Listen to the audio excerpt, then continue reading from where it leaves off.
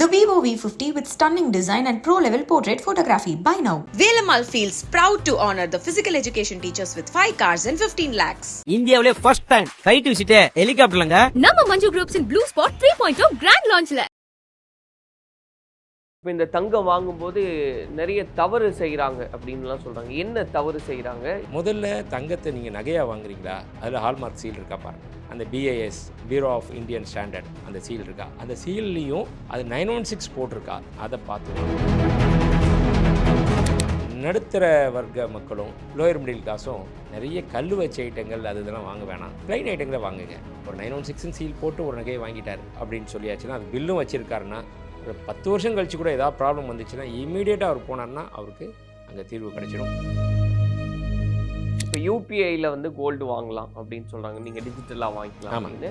அதில் நிறைய ஆப்ஷன்ஸ் இருக்குது அப்படின்னு நம்ம பார்க்கும்போது அதெல்லாம் சேஃப் தானா? UPIயில் ட்ரான்ஸ்ஃபர் பண்ணிட்டீங்கன்னா இன்றைக்கி வந்து என்ன பண்ணியிருக்காங்கன்னா, அந்த இதில் நீங்கள் வந்து 50,000 ரூபாய்க்கு வாங்கினீங்கன்னா ஏதோ ஒரு கிஃப்ட்டு, 5 லட்சம் ரூபாய்க்கு வாங்குறீங்கன்னா ஒரு 5,000 ருபீஸ்க்கான ஒர்த்து வரையும் கொடுக்குறாங்க. ரஃப்லி அபவுட் 1% வரையும் கொடுக்குறாங்க. ஸோ அவங்க வந்து அதை என்கரேஜ் பண்ணுறாங்க. அதனால என்னை பொறுத்தவரை இதில் வாங்குறது வந்து ஒன்றும் பெரிய ரிஸ்க் இல்லைங்கிறது என்னுடைய. அவங்களோட டீட்டெயிலை பார்த்துட்டிங்கனாலே அவங்க ரிசர்வ் பேங்க்கோட அனுமதி பெற்று வாங்கியிருக்காங்களா, அது அனுமதி சர்டிஃபிகேட்லாம் இருக்கான்னு அதை செக் பண்ணிவிட்டு, ஏன்னா இந்த அளவுக்கு போய் டிஜிகோல்டில் பண்ணுறாரு ஒருத்தர் அப்படின்னா அவருக்கு அது அந்த அவேர்னஸும் இருக்கணும். அது மட்டும் இருக்கான்னு சொல்லி பார்த்துட்டாருன்னா தாராளமாக பண்ணலாம். அதாவது நம்ம பணம் கொடுக்குறோம், நம்மள்ட்ட வந்து கோல்டாக நம்ம கையில் இருக்கும். சார் சொன்ன மாதிரி எப்படி இந்த UPI GPay மூலமாக நம்ம வாங்குறோம்னா அது ஃபிசிக்கல் கோல்டு நம்மள்ட்ட கிடைக்காது. ஸோ நம்ம வேலெட்டில் வந்து இருக்கிற மாதிரி ஒரு 10 கிராம் 20 கிராம் இருக்கு வச்சுக்கோம். பட் என்னோட கருத்து வந்து நீங்கள் கோல்டில் இன்வெஸ்ட் பண்ணுறீங்கன்னா ஃபிசிக்கலாக வாங்குறது தான் அட்வான்டேஜ் சொல்லுவேன். ஃபிசிக்கலாக கூட ஆபரணமாக வாங்குறது. இப்போ வாங்கின ஆபரணத்தை நம்ம அன்றைக்கி நீங்கள் அழிச்சிட்டு தான் மாற்றணும். அழிச்சிட்டு மாற்றும் போது இங்கே ஒரு 10% இதுக்கு வந்து செய்கூலி சேதாரம் போடணும், அதுக்கு ஒரு 10% செய்கூலி சேதாரம் போடணும். 20% உங்களோட அப்ரிசியேஷன்லேயே வந்து காணாமல் போயிடும். இல்லை அதில் ஒரு கருத்து 10% தான் காணாம போகும். இல்லை இன்னைக்கு நான் கொடுக்குறேன்ல சார். இல்லை இப்போ நீங்கள் கொடுத்து 10% வாங்குவீங்க, அப்புறம் ஒரு 10% வாங்குவீங்க, ஆகும்போது 20%. அதான் சொல்கிறேன். எப்போயா இருந்தாலும் நீங்கள் 10% கொடுக்கணும். எப்போ தான் 10%? அப்போ அது போயிடுச்சா மீதி 10% தான் லாஸ். இப்போ இந்த தங்கம் வாங்கும்போது நிறைய தவறு செய்கிறாங்க அப்படின்லாம் சொல்கிறாங்க. என்ன தவறு செய்கிறாங்க, எதெல்லாம் பார்த்து கவனித்து வாங்கணுன்றத? ஓகே, அதுக்கு முன்னாடி அந்த கேள்விக்கு பதில் சொல்கிறதுக்கு முன்னாடி ஒரே ஒரு சின்ன என்னோட புரிதல். சார் சொல்லும்போது கோவிட் காலகட்டத்தில் ஓகே இது அரசியல் தாண்டி ஓகே அந்த ஒரு எதிர்க்கட்சி தலைவர், அப்போ எதிர்க்கட்சி தலைவர் அந்தவர் கூட ஒரு தேர்தல் பரப்புரையில் சொல்கிறாரு, நீங்கள் உங்கள்கிட்ட கையில் தங்கம் இருந்ததுன்னா போயிட்டு உடனே அடமானம் வச்சு பணத்தை வாங்கிக்கோங்க, இந்த ஆட்சி வந்தோன்னே நாங்கள் வந்து அதை ரைட் ஆஃப் பண்ணிவிடுவோம் அப்படின்னாங்க. ஸோ விச் மீன்ஸ் அந்த கோவிட் காலகட்டத்திலையும், இது 2021 தேர்தல் பரப்புரையில் சொல்கிறேன் நான். அதனால் கோவிட் அப்போ இருந்தது. கோவிட் காலகட்டத்திலையும் வந்து வங்கிகள், அதாவது தமிழக வங்கிகளாக இருந்தாலும் சரி, பொதுத்துறை இந்திய அரசு நடத்தின பொதுத்துறை வங்கிகளாக சரி, அங்கே கடன் கொடுத்துருந்தாங்க. ஸோ மக்களுக்கு ஒரே ஹேண்டியாக இருந்தது அப்போ. ஸோ ஈவன் தோ இந்த ப்ரைவேட் ஜுவல்லர்ஸ் அந்த அவங்க வட்டி கொடுத்து வாங்குறாங்களே, அவங்க இல்லைனா கூட வங்கிகள் கொடுத்துட்டு இருந்தாங்க. ஸோ அது ஒன்று. ரெண்டாவது பார்த்தீங்கன்னா இங்கே middle income group or lower income குரூப்பில் இருக்கிறவங்க கண்டிப்பாக பார்த்தீங்கன்னா வருகின்ற அவங்களோட திருமண நிகழ்ச்சிகளாக இருக்கட்டும், ஒரு சுப நிகழ்ச்சிகள் இருக்கட்டும், அதுக்கு கண்டிப்பாக அவங்க தங்கம் வாங்கி தான் ஆகணும். ஏன்னா நம்மளோட கலாச்சாரம் அப்படி இருக்குது. அதாவது வாங்கினா கட்டாயம் கிடையாது, அந்த மாதிரியான சமுதாய கூட்டமைப்பில் நம்ம இருக்கோம். இப்போ வந்து ஒரு 10 பவுன் தங்கமோ 20 பவுன் தங்கம் போடாமல் வந்து நீங்கள் ஒரு கல்யாணம் பண்ண முடியுமா? மேபி வந்து high net worth individual start up பிரில் அவங்கெல்லாம் வேணால் பண்ணலாம் வச்சுக்கோங்களேன். அவங்க ஃபேஷனாக பண்ணியிருப்பாங்க. ஆனால் நம்ம இதில் பார்த்தீங்கன்னா ஒரு மிடில் இன்கம் குரூப்பில் இருக்கிறவங்க வந்து தங்கம் இல்லாமல் கல்யாணம் பண்ண முடியாது. ஸோ அது ஒரு நீங்கள் சொசைட்டியில் ஒரு ஸ்டேட்டஸாக இருக்குது. எவ்வளோ பொன் போட்டிங்க, முதல் கேள்வி அதுதானுங்களே. முன்னாடிலாம் வந்து டௌரி வாங்குற வழக்கம்லாம் இருந்தது. டௌரினா என்னது, எவ்வளோ பொன் கொடுக்க போகிறீங்கன்றது தான். ஓகே, இப்போ அதை தாண்டி அது விருப்பமாக வந்து மகளுக்கோ இவங்க மருமகளுக்கோ போட்டு அழக பார்க்குறாங்க. ஸோ அதனால் அந்த டிமாண்ட் இன்னும் நம்ம கையில் இருந்துகிட்டே இருக்குது. இன்னொன்று பார்த்தீங்கன்னா, இப்போ உலகத்திலே பார்த்தீங்கன்னா எந்த கண்ட்ரி கரன்சி பிரிண்ட் பண்ணினாலும் அதுக்கு அடிப்படை ஆதாரம் எனக்கு தெரிஞ்சு இன்றைக்கி கோல்டு தான் இருக்குது. இப்போ நம்ம $US வந்து ஒரு $100 நம்ம வந்து நீங்கள் எனக்கு கொடுக்குறீங்க வச்சுக்கோங்களேன். நான் வந்து சார் தான் வந்து அமெரிக்க அதிபர் வச்சுக்கோங்க, நான் அவர்கிட்ட கொடுக்குறேன் அப்படின்னா இவர் அந்த பணத்தை வந்து இவர் வந்து மதிக்கலை வச்சுக்கோங்க, அதுக்கு ஈடாக என்ன கொடுப்பார், எனக்கு வேறு பொருளே இல்லை அப்படின்னா அவர் வந்து எனக்கு கோல்டை கொடுக்கணும். அவர் கோல்டாக கொடுக்கணும் எனக்கு. ஏன்னா பணத்தை printing of currency is not like printing newspaper. அதுக்கு அடிப்படையில் ஏதாவது ஒரு இது இருக்கணும். அது வந்து இன்றைக்கி தேதியில் கோல்டு தான். ஏன்னா எல்லாராலும் வந்து குளோபல் கரன்சி ஒத்துக்கொள்ளப்பட கரன்சி இன்றைக்கி அந்த கமாடிட்டி. ஸோ அதனால தான் வந்து கோல்டுக்கு இன்றைக்கும் வேல்யூ இருக்குது. பட் நான் முன்னமே சொன்ன மாதிரி நீங்கள் வந்து கோல்டில் மட்டுமே இன்வெஸ்ட் பண்ணணுமா, வேண்டாம். You spread your risk. ஒரு 30% ஒரு 20% ஃபிக்ஸட் டெபாசிட்டில் போடுங்க, 30% மியூச்சுவல் ஃபண்டில் போடுங்க. சார் சொல்கிற மாதிரி தான் மியூச்சுவல் ஃபண்ட்லேயும் போடுங்க. அதுக்கப்புறமா ரிஸ்க் எடுக்க உங்களுக்கு தெரிஞ்ச ஷேர்ஸில் இன்வெஸ்ட் பண்ணுங்கள்.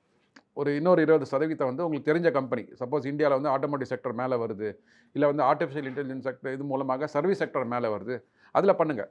ஸோ நீங்கள் வந்து you can participate in all areas. அப்படி இருக்கும்போது வந்து இப்போது இது வந்து அப்சல்யூட் ஆகிற ஒரு கமாடிட்டி கிடையாது. அதாவது பெரிஷபிள் கமாடிட்டி. நாளைக்கு வந்து இது தக்காளி மாதிரி வந்து இதாக போகிற கமாடிட்டி கிடையாது. அப்படி இருக்கும்போது அந்த மாதிரியான கமாடிட்டியில் நீங்கள் இன்வெஸ்ட் பண்ணும்போது, இன்னொன்று பார்த்தீங்கன்னா ஒரு 20-30 வருஷங்களுக்கு முன்னாடி நம்ம நோக்கியா ஃபோன் இருந்தது, பட்டன் டைப் ஃபோனு. இன்றைக்கி அது காலாவதி ஆகிடுச்சு. ஜெராக்ஸ் இருந்தது முன்னாடி, இப்போ ஜெராக்ஸ் யாருமே எடுக்கிறதில்ல.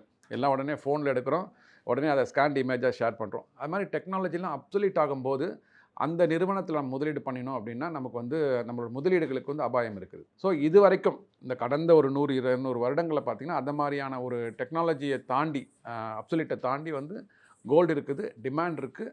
அதனால் இதில் முதலீடு பண்ணுங்கன்றது தான் வந்து நம்ம சொல்கிறோம். ப்ளஸ் அதை வந்து 100% அதில் போட வேணாம். அதை குறிப்பிட்டு ஒரு பிரித்து போடுங்க. எவ்வளோ முடியுமோ உங்களால் போடுங்க. போட்டிங்கன்னா ஒரு சேஃபாக, நான் வந்து ஐ வில் நாட் சே 20% கிடைக்கும் 25% சொல்ல மாட்டேன். லாங் டேர்மில் ஒரு 12%. சார் சொன்ன மாதிரி முன்னாடி பார்த்தீங்கனாலே ஒரு 100 வருடங்களாக 3050% ஏறிடுத்துனாங்களா. காம்பவுண்டட் ஆனுவல் க்ரோத் ரேட்னா 9% வருதுன்னு சொல்கிறாங்களே.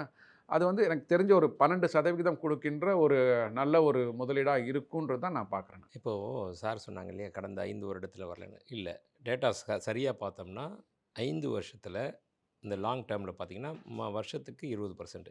கோவிடுக்கு முன்னாடி 2019 பார்த்திங்கன்னா 3600 3700 தான் தங்கம் இருந்தது. அதிலேருந்து 20% பார்த்திங்கன்னா இன்றைக்கி கணக்கில் 8000 வந்திருக்குது. ஒவ்வொரு வருஷத்துக்கு ஆவரேஜ் 20%. இது கண் கூட தெரிஞ்ச உள்ளங்கை இதுக்கு வந்து கண்ணாடி தேவையில்லைன்னு சொல்லுவாங்க இல்லையா, அது மாதிரி இது நடந்து வந்து இது யார் வேணால் பார்த்துக்கலாம். 2வது விஷயம், தங்கத்தை வாங்குறப்போ எப்படி பார்த்து வாங்கணும், அது ஒரு முக்கியமான கேள்வி. என்ன தவறு செய்யலாம் மக்கள் என்ன பண்ணுறாங்க? அதுக்கு முன்னாடி சின்ன ஒரு கேள்வி சொல்லிடுறேன். 20,000 வச்சுருக்காரு ஒருத்தர் அப்படின்னா அவர் தங்கத்தில் இன்வெஸ்ட் பண்ணக்கூடாதுன்னு சார் சொன்னார். சார் 20,000 வச்சுருக்கவங்களாம் யார் சார்? ஒரு மிடில் கிளாஸு இல்லை லோயர் மிடில் கிளாஸ். அவங்களுக்கு ஒரு டேக்ஸ் கட்டுறவங்க 144 கோடி பேர் இன்றைக்கி இந்தியாவில் இருக்காங்க மக்கள் தொகை. அதில் 5% தான் டேக்ஸே கட்டுறாங்க இல்லையா, இன்கம் டேக்ஸ் படி இல்லையே. அதில் 50% ஆளுங்களுக்கு தான் நெட்டை கம்ப்யூட்டர் யூஸ் பண்ண தெரியும்.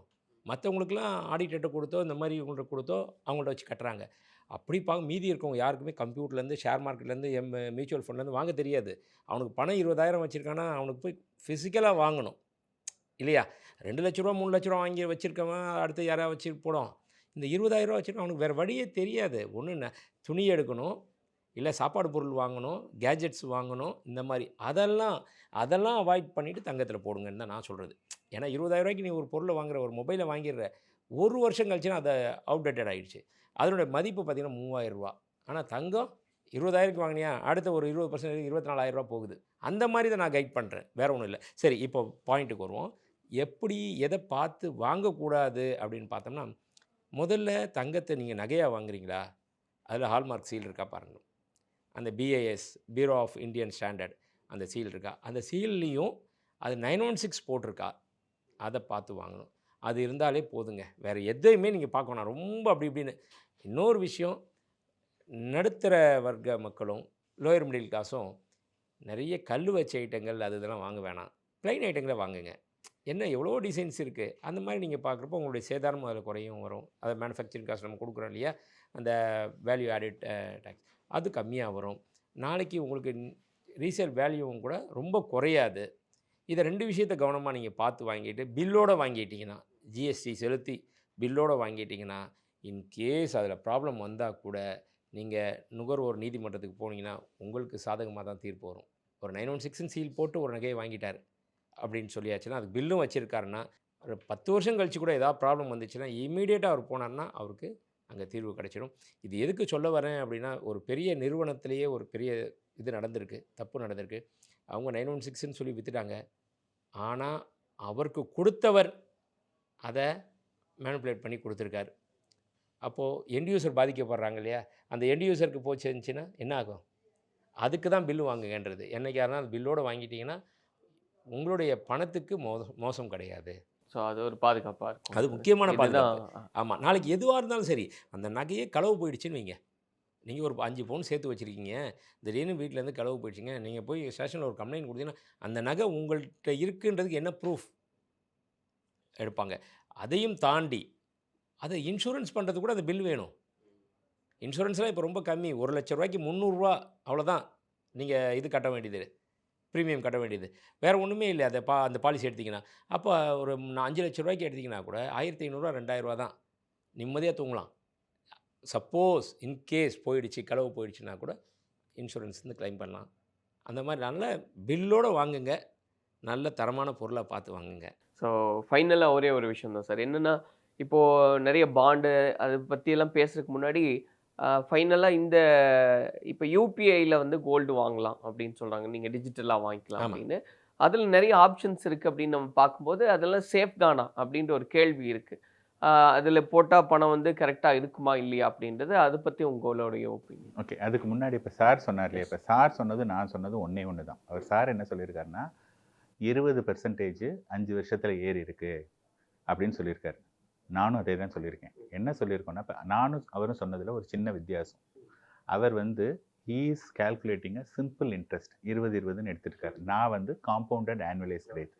Compounded annualised growth rate CAGR அப்படிங்கன்னா 15% 5 years is equal to sir சொன்ன மாதிரி 20-20 அப்படிங்கிறது. ஸோ நம்ம என்ன பார்க்கணும், ஈவன் நான் முன்னாடி சொன்னதுமே நான் சொல்கிறது வந்து என்னென்னா, நாங்கள் financial consultant we always talk about compounded annualised growth. ஒவ்வொரு வருஷம், அதாவது கூட்டு வட்டியை பற்றி தான் பேச போகிறோம்.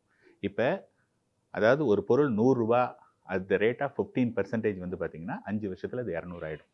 அப்போ நான் 15ங்கிறேன், சார் என்ன சொல்கிறாருன்னா 100 அப்போ ஒரு வருஷம் 20, 120, 140, 160, 180, 200. இல்லை நான் அப்படி சொல்லலை. இல்லை, நானுமே சொன்னது வந்து 3800 20%, அதுக்கப்புறம் 3800க்கு 20%னா நான் 4600 வந்துச்சு, 4600க்கு 20%, அப்படி போட்டு தான் நான் சொல்கிறேன். நான் வந்து நீங்கள் நான் எதுக்காக இடைமறிக்க சாரி, எதுக்காக சொன்னேன்னா சில கருத்துக்கள் தவறாக பதிவாகிடக்கூடாது. இப்போ 5 வருஷத்தில் கரெக்டாக பார்த்தோம்னா, இப்போ 5 வருஷத்துக்கு முன்னாடி ஒருத்தர் 3800 தங்கம் வாங்கியிருந்தாருன்னா 20%, அதாவது அதை 3800 + 20னா 4500 4500க்கு 20% போடுங்க. 5400 5400க்கு 20% போடுங்க.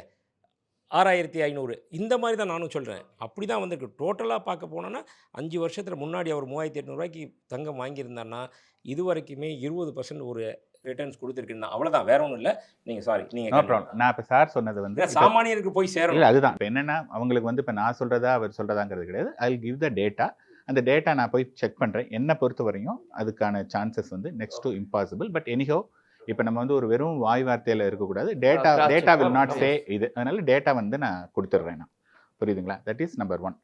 இப்போ வந்து உங்களுடைய இந்த டிஜிட்டலில் கேட்குறேன். ஸோ நிறைய யூபிஐ ஆப்லேயே வந்து வாங்கலாம் அப்படின்றதெல்லாம் வருது. அப்படிங்கும்போது அதில் எந்த அளவுக்கு நம்பகத்தன்மை இருக்குன்ற ஒரு கேள்வி இருக்கு இல்லையா, அது உங்களுடைய ஒப்பீனியன் சார்? இப்போ வந்து பார்த்தோன்னா இப்போ டிஜிட்டலில் வாங்குறாங்க அப்படின்னு சொன்னதுன்னா, நம்ம வந்து ஒரு காலத்தில் வந்து என்ன பண்ணோம், ஒரு கேஷாக கொடுத்துட்டு இருந்தாங்க, அதுக்கப்புறமா ஒரு செக்கு கொடுத்துட்டு இருந்தாங்க. இதுதான் வந்து ரொம்ப காலமாக இருந்தது. இன்றைக்கி வந்து அதுக்கப்புறமா இன்டர்நெட் பேங்கிங்கில் வந்து ட்ரான்ஸ்ஃபர் பண்ணிகிட்டு இருந்தாங்க. அதில் வந்து பார்த்தோன்னா உங்களுடைய அக்கௌண்ட்டை நான் வந்து ஃபஸ்ட்டு ஸ்டோர் பண்ணிக்கணும். அதுக்கப்புறமே வந்து பார்த்தா அது நிறைய அமௌண்ட்டு ட்ரான்ஸ்ஃபர் பண்ணால் ஒரு நாள் வெயிட் பண்ணணும். 1/2 hourனா தான் எனி அமௌண்ட்டே 1/2 hour கழிச்சு தான் வந்து பண்ண முடியும். இன்றைக்கி வந்து டு சம் எக்ஸ்டென்ட் வந்து பார்த்தோம் அப்படின்னதுன்னா அவங்க வந்து இந்த யூபிஐயில் ஜிபே இந்த மாதிரி உள்ளதுலாம் வந்து தராங்குது. ஸோ இந்த யூபிஐ இது எல்லாமே வந்து பார்த்தா என்னுடைய பார்வையில் அது வந்து இட் இஸ் ஆல்சோ லைக் உங்கள் பேங்க்கு நீங்கள் வந்து you are not carrying a wallet அல்லது கேஷை இதுக்கு பண்ணுறதுக்கு பதிலாக you are carrying through the mobile. அதுதான் நீங்கள் பண்ணுறீங்க. இன்ஃபேக்ட் நான் வந்து ரீசெண்டாக ஜுவல்லரிக்கு போயிருந்தோம். இப்போ சார் சொன்ன மாதிரி இங்கே இந்த இடத்துல பதிவு பண்ணுறது விரும்புகிறேன். நான் என்னுடைய ஒய்ஃபுக்கு வாங்கி கொடுக்குற நகை வந்து அவங்க எது வேர் பண்ணிக்கிறாங்களோ அதுதான் வாங்கி கொடுக்குறேன். நான் ரொம்ப வந்து நான் வாங்கியே தர்றது கிடையாது. அதனால இப்போ சார் சொன்னார் இல்லையா, அவங்க இங்கே ஒன்று சொல்கிறது அப்படிங்கிறதுலாம் கிடையாது. நான் வந்து வாக் த டாக். நான் என்ன இல்லை சார், நான் என்ன சொல்கிறேன், நான் வந்து அவர் சொன்னது கரெக்டு, பொதுவாக சொல்கிறது கரெக்டு. பட் நான் என்ன சொல்கிறேன், I can talk about myself. Walk the talk. நான் என்ன சொல்கிறேனோ அதுதான் நடந்துப்பேன். அல்லது நான் வந்து இப்போ நான் கோல்டு கிடையாதுன்னா கோல்டு நான் வாங்க மாட்டேன். அவ்வளோதான். Very very clear. ஓகேங்களா? ஸோ அங்கே போகும்போது எனக்கு தெரியாது. நான் வந்து என்ன பண்ணேன்னா ஜஸ்ட்டு கிரெடிட் கார்டில் வந்து நான் பே பண்ணிட்டேன். கிரெடிட் கார்டில் பே பண்ணிவிட்டு கீழே வரும்போது அந்த இவர் சொல்கிறாரு, சார் நீங்கள் வந்து யூபிஐயில் ட்ரான்ஸ்ஃபர் பண்ணிட்டீங்கன்னா இன்றைக்கி வந்து என்ன பண்ணியிருக்காங்கன்னா அந்த இதில் நீங்கள் வந்து 50,000 ரூபாய்க்கு வாங்கினீங்கன்னா ஏதோ ஒரு gift, 1 லட்ச ரூபாய்க்கு வாங்கினீங்கன்னா ஒரு gift, 2 லட்ச ரூபான்னு இது யார் கொடுக்குறாங்கன்னா அந்த நிறுவனம் கடைக்காரர் இல்லை கடைக்கான கொடுக்கல, யூபிஐ இருக்காங்க இல்லையா, UPI ஒரு தானே? ஜிபேயோ அல்லது what ever be the pay, Google Pay இந்த மாதிரி, சாரி ஜிபே கூகுள் பே ஒன்று, இந்த ஃபோன்பே இந்த மாதிரி ஆளுங்க இருக்காங்க இல்லையா, அவங்க வந்து என்ன பண்ணுறாங்கன்னா because they want to encourage the user. நீங்கள் வேணால் போய் பாருங்கள், இன்னும் இருக்கும்னு நினைக்கிறேன். அங்கே போனால் இத்தனை ரூபாய்க்கு வாங்கினீங்கன்னா அது whatever be the money, even நீங்கள் ஒரு 5 லட்ச ரூபாய்க்கு வாங்குறீங்கன்னா ஒரு 5,000 ருபீஸ்க்கான ஒர்த்து வரையும் கொடுக்குறாங்க, ரஃப்லி அபவுட் 1% வரையும் கொடுக்குறாங்க. ஸோ அவங்க வந்து அதை என்கரேஜ் பண்ணுறாங்க. அதனால என்னை பொறுத்தவரை இதில் வாங்குறது வந்து ஒன்றும் பெரிய ரிஸ்க் இல்லைங்கிறது என்னுடைய பார்வை. என்னோட ஆமாம், ஆக்சுவலாக வந்து இப்போ ஒரு சின்ன மாறுதல் பெரிய மாறுதலே ஏற்பட்டிருக்கு. அதாவது இந்தியன் கவர்மெண்ட்டே வந்து அரசாங்கமே வந்து இந்த சாவரன் கோல்டு பாண்ட்ஸை வந்து 2025 டிஸ்கண்டினியூ பண்ண போகிறாங்க. அதாவது இதுவும் அது மாதிரி தான். அதாவது நம்ம பணம் கொடுக்குறோம், நம்மள்ட்ட வந்து கோல்டாக நம்ம கையில் இருக்கும். சார் சொன்ன மாதிரி எப்படி இந்த யூபிஐ ஜிபே மூலமாக நம்ம வாங்குறோன்னா அது ஃபிசிக்கல் கோல்டு நம்மள்ட்ட கிடைக்காது. ஸோ நம்ம வேலெட்டில் வந்து இருக்கிற மாதிரி ஒரு 10 கிராம் 20 கிராம் இருக்கு வச்சுக்கோங்க. அதை மேனேஜ் பண்ணுறது ஒரு கம்பெனி. அவங்க வந்து இந்த பொருளாதார ஏற்றத்தாழ்வு இருக்குல்ல, எஸ்பெஷலி ஃபார் த கோல்டு, அதை வந்து தாங்கிக் கொள்கின்ற கம்பெனியாக இருக்கணும். ஏன்னா இன்றைக்கி 60,000 இருந்தது, இப்போ நாளைக்கு 80,000 போயிடுத்து, 1 லட்சமாக போயிடுத்துன்னா நமக்காக அவன் வந்து கோல்டை வாங்கி வைக்கணும். இல்லை வந்து நான் 100% கோல்டை இன்வெஸ்ட் பண்ணுவாங்களான்னு தெரியாது. நாளைக்கு 1 லட்சமாக போகும்போது அவங்களால வாங்க கொடுக்க முடியல வச்சுக்கோங்களேன், அது வந்து அந்த நஷ்டம் நேரடியாக நம்ம பாதிக்கும். இப்போ ஏன் இந்த சாவரின் கோல்ட் பாண்ட் டிஸ்கண்டினியூ பண்ணுறாங்கன்னு ஒரு ரீசன் என்ன சொல்லியிருக்காங்கன்னா, இந்த ஏற்றத்தாழ்வு இருக்குது பார்த்தீங்களா, இப்போது 40,000 60,000 வந்துடுது இல்லையா. ஸோ இந்த ஃப்ளக்சுவேஷனை வந்து அவங்களால மேனேஜ் பண்ண முடியல, அந்த நஷ்டம். ஏன்னா வந்து 2.5% வட்டி கொடுக்குறாங்க, அதை தாண்டி இந்த 20% 12% வரும்போது அந்த ஏற்றத்துக்கு உண்டான ஒரு இன்வெஸ்ட்மெண்ட் ரிட்டர்ன் அவங்களுக்கு கிடைக்கல. ஆர்பிஐ சொல்லியிருக்கிறாங்க இப்போ. அதனால் இந்த வந்து பாண்ட்ஸோ அதை வந்து டிஸ்கண்டினியூ பண்ணுறாங்க.